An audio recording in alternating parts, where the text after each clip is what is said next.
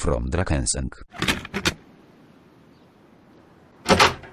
I need to find where the safe is hidden and lockpick it.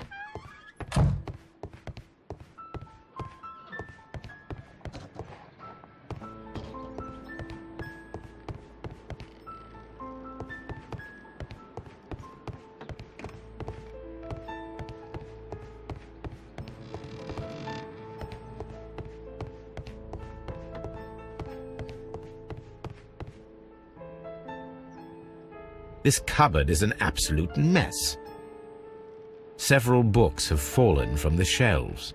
It seems as though this cupboard can be moved. I'll give it a try.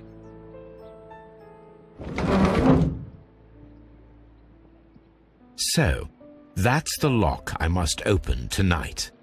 Let me see.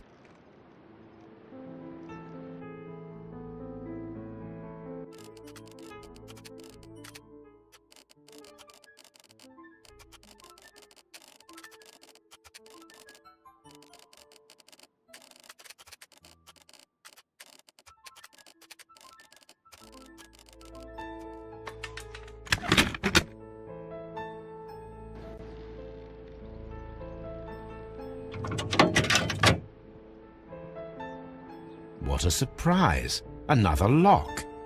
And I won't be able to pick it. I recall that precious key around Foley's neck. It might prove a decent fit. I suppose they hired me to only open the first lock. Let us wait for the thieves, trap them, and find out.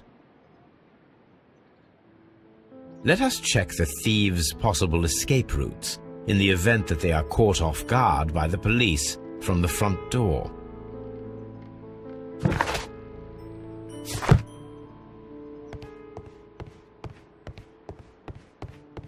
The thieves won't attempt to escape through the front door if the police are right behind it.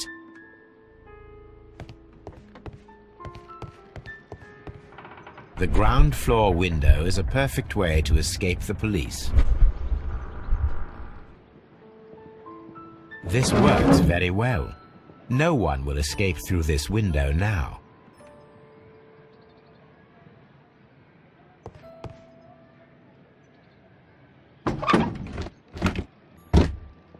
There is no ladder.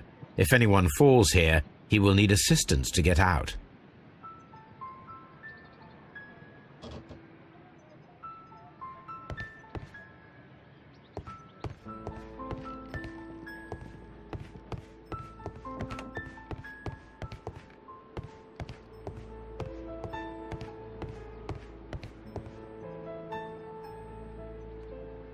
This should be useful.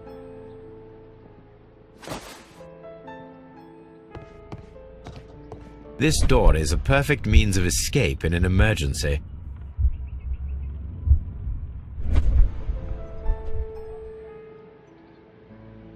A solid rope.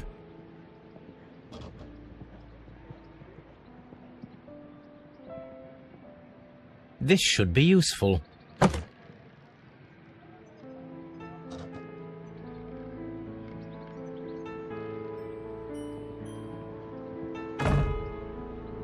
The door is now blocked.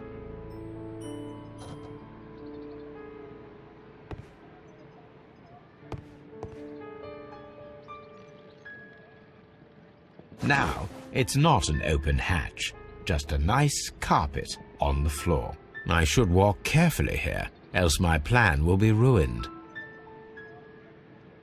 The door is now blocked.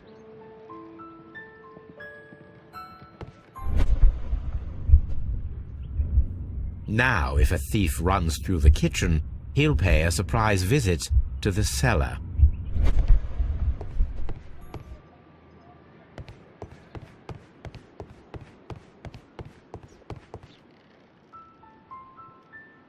I wonder what this old chandelier is doing on the floor. It looks as though it was poorly attached.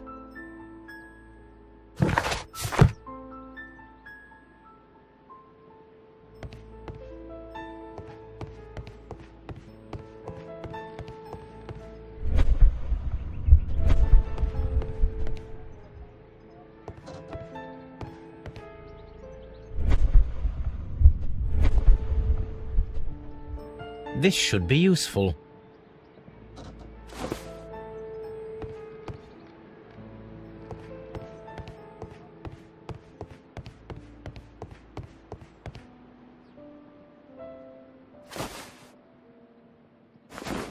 I suppose that the thieves already tried to open the lock with this formidable hammer, but they were unsuccessful.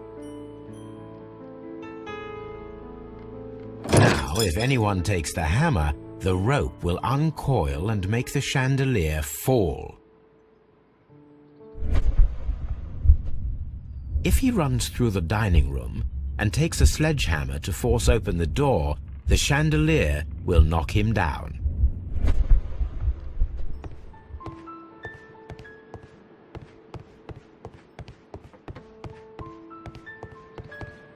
Although this window is high above the ground, it would be possible for one of the thieves to attempt to use it for their escape.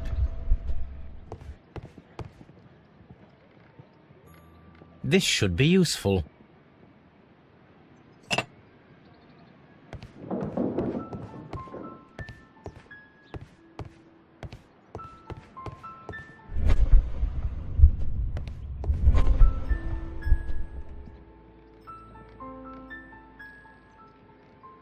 One step on these beads, and our thief will go flying.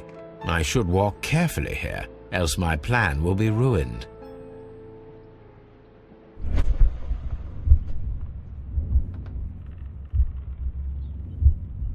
Any thief who finds his way upstairs will roll down very quickly. The traps for my circus companions are all prepared. I can leave now, but I'll return later with Charles Foley and his companions.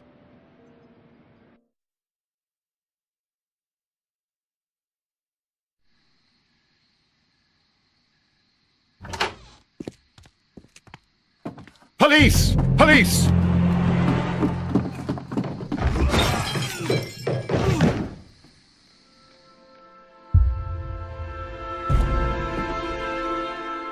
Stop where you are! Where are they? Trapped, Watson, with your assistance. How so? You sounded just like a real bobby, my dear fellow. You startled them into the traps. I did? I assure you, Watson, it was quite an entertaining show. They will not escape the house now. You scum! And this is the pistol used for the murder in Half Moon Street. How do you know about that? Have you closed the case yet, Sherlock? Mycroft, what are you doing here? Did you follow me? Sherlock, it may seem that I used you, but you should be pleased to know that you have served our Queen well, in this instance. So now, let us catch the big fish. But this man is not one of the merry men? No. Then why exactly are we here, Sherlock?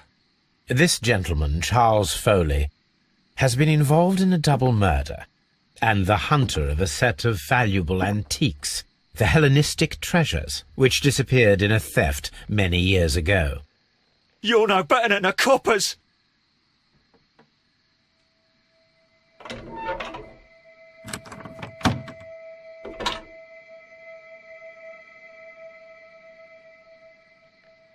Holmes, that is incredible. The Hellenistic treasures. Indeed. Nothing but trifles. Where are the merry men? I don't know why you are asking me, Mycroft. They are yours to find. I'll see you soon, dear brother.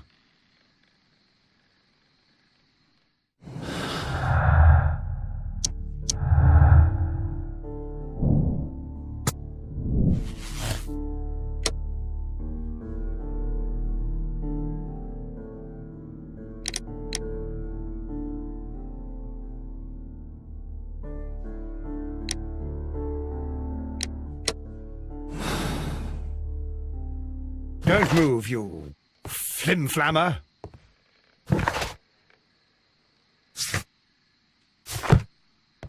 The trap with the chandelier worked perfectly. Charles Foley has been knocked down.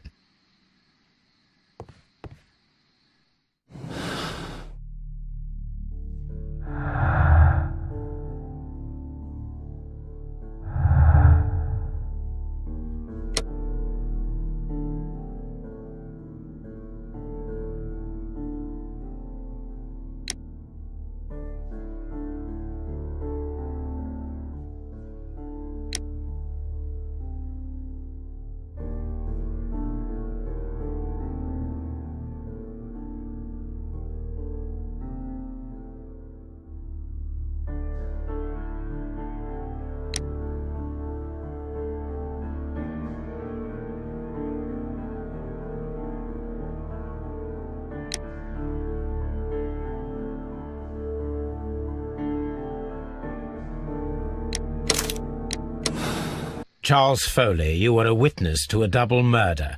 You were standing next to Vercotti when Butler fired at your accomplice. The jeweller missed him, but they proceeded to kill each other with simultaneous shots. Even if your intention was to retrieve the stolen treasure, you did not intend to kill. I shall inform Inspector Lestrade of that fact, so your sentence should be the lighter. You are a fine gentleman, with your fake pity. I do what I think is right. It is never due to pity. Farewell, Foley. I shall leave now, Watson. Gentlemen, please take our friends here into custody. Where are you going? I have unfinished business. I'll see you at Baker Street.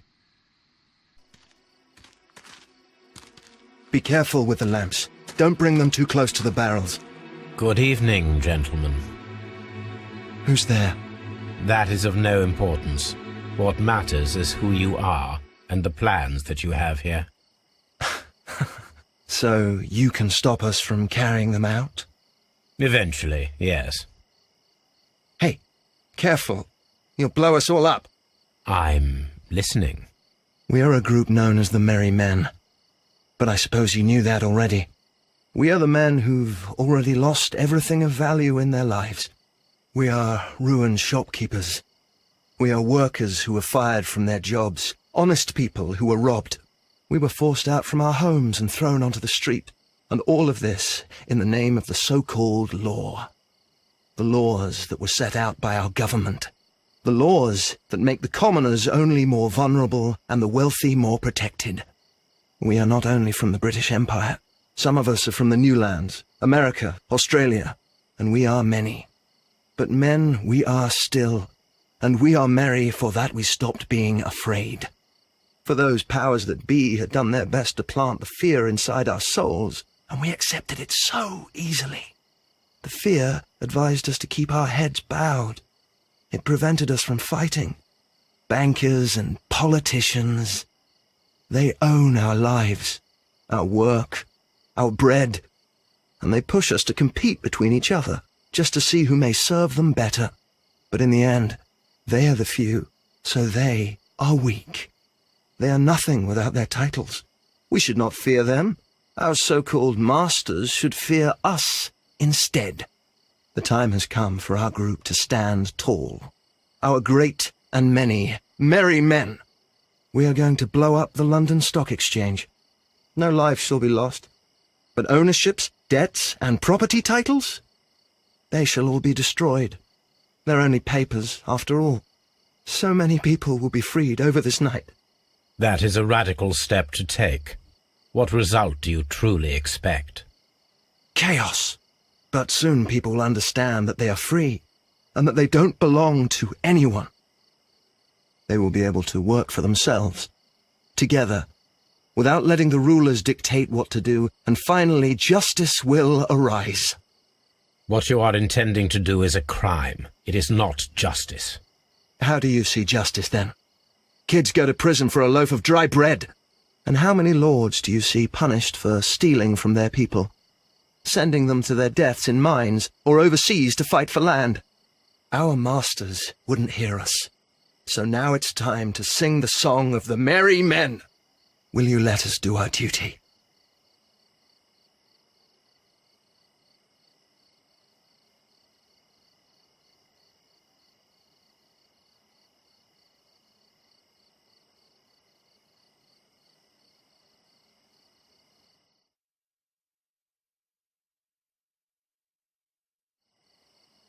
When people fight the order, they are too blind to see the consequences that throw society into chaos.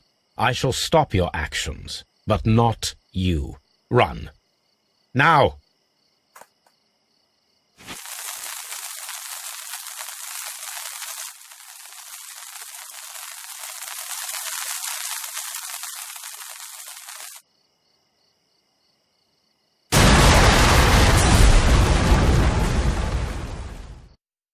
So, you're interested in Russian literature now? Quite lately. It is an interesting book. I remember a few lines. Really? I tried reading it myself, but I had a hard time understanding it. Yes, Doctor. It's about intelligence. Sherlock, I vaguely recall one of the lines. Sometimes it takes something more than intelligence to act intelligently. There were also a few words along the lines of, pain and suffering are always inevitable for a large intelligence and a deep heart. Tell me, Doctor, does my brother show any signs of pain or suffering? Not that I know of. Because you see, Doctor, behind all of his masquerade, my brother does possess a deep heart. So deep that he does not recall where he places his love. Well, I'm sure that... His love and his duty that, in the first place, should be directed towards the Empire. For without it, we would be nothing. A country filled with uncivilized men. And the Empire needs order and discipline. It has no room for chaos. People who commit crimes, or at the very least intend them, deserve punishment, Sherlock. Without justice, there can be no civilization. But we serve the truth, not justice. Your truth, Doctor, that may prove immoral. Allowing people to terrorize London, destabilizing the whole Empire. Terrorize only the powers whom you serve, Mycroft. Not I, not Watson, not Mrs. Hudson, not Wiggins. Sherlock, the merry men are to be stopped. Not by me. You created the merry men. Stop them yourself. Only make sure that you don't create 10 more merry men by arresting the one. Good night, Dr. Watson. Anything in the post, Watson? Any clients worthy of our attention? Only a second reminder from Mrs. Hudson about our new neighbour. She urges you to remove your... Oh, I don't care about that. Holmes, the lady who will be moving in shortly has requested the use of our spare room to place all of her boxes. Wait, what? A lady?